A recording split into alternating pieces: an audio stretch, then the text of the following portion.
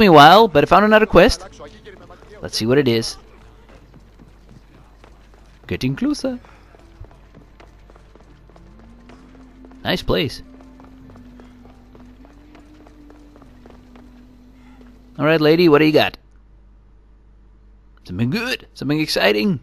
Some ass-kicking time. You are the Eagle Bearer. Wonderful. Magistrate Xanthi has spoken highly of you. Very kind of her. So here's the thing. My children have promising futures, but they refuse to learn and study. They think they know better, but they can't recite a poem to save their lives. Where do I fit into this? They've heard of the Eagle Bearer and worship the ground you walk on. If you related an epic story to them, I bet they retain it and impress their tutors. It's an odd request, but I've been asked to do stranger things. I'll do it. My children are waiting inside the Temple of Dionysos Kolonatas for today's epic story. The subject is Perseus, which they should know well, but seem to forget all when questioned. Perseus? I know his story well.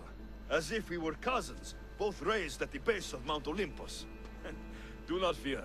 I will hold your children fast with my tail. I don't know that story at all.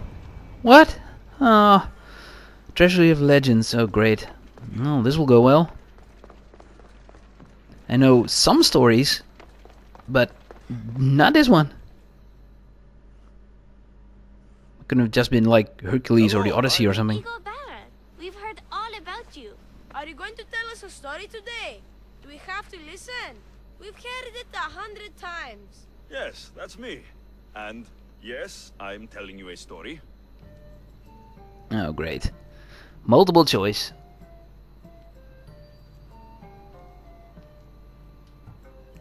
Maybe I should have got Wikipedia up. Of the gods, about the exploits of brave Perseus and the noble Pegasus. Golden shower? That doesn't sound right.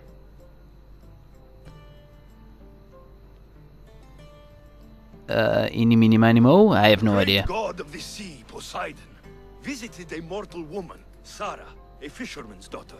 The god of the sea frolicked with her in the shape of a dolphin, and she knew his love. Ugh. Is this a kissing story? Relax, I'm just setting it up.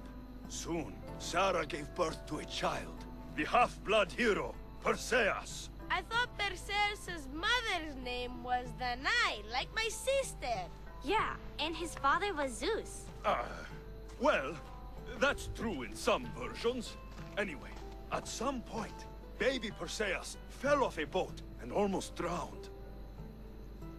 Oh crap, it's that story. I always call him Perseus, but Perseus? Is that where they made a movie from? A kindly old couple, Immortals or Clash of the Titans?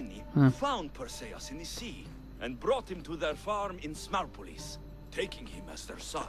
What about his mom, my namesake? Shh, listen. Hera was angry though, and sent snakes to kill the baby.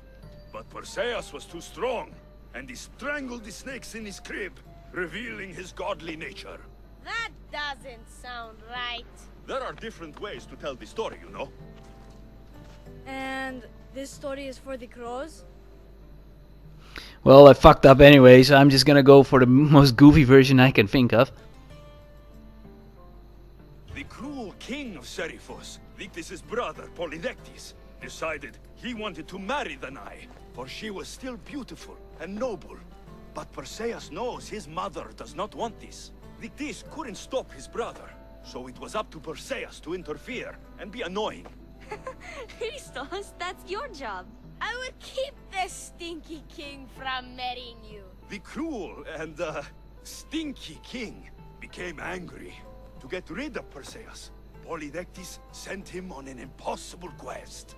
Prove yourself a warrior, and fetch me a worthy wedding gift, the king said, by killing a great monster! I knew it! Shh, I knew it too. Well, we got one right. Let's see.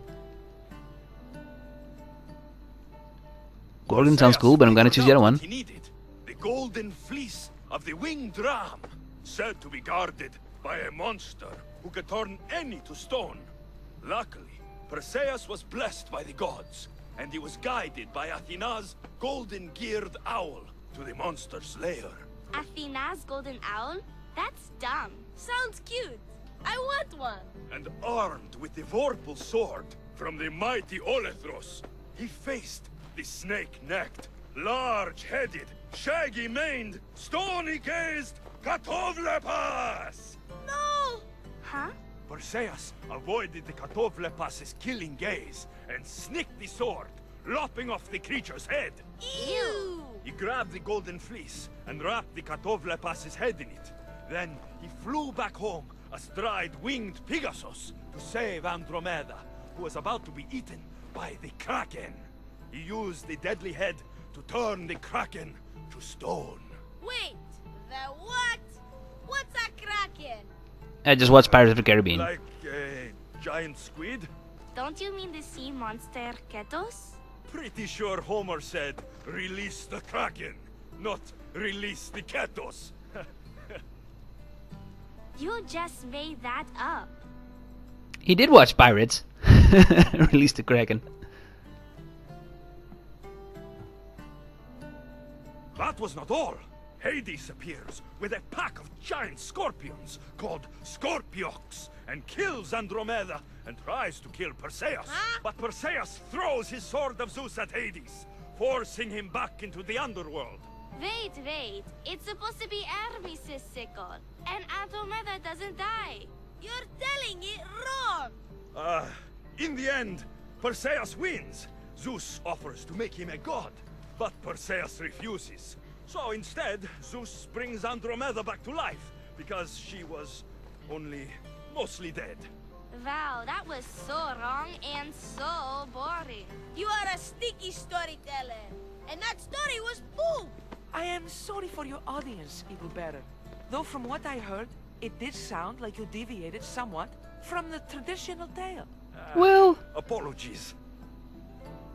look at the angry children. Man, spoiled little brats.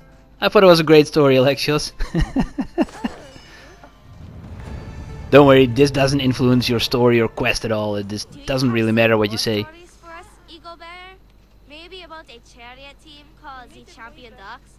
Or a giant wooden rabbit used to sack Troy? I don't believe any of your tales. Yeah, eat an arrow.